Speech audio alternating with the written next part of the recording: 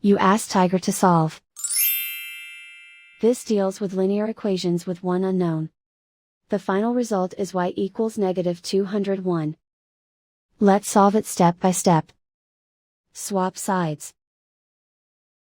Group all constants on the right side of the equation.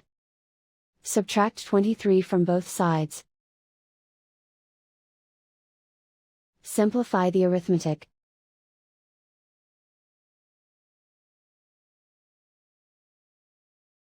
Convert the y into a positive number.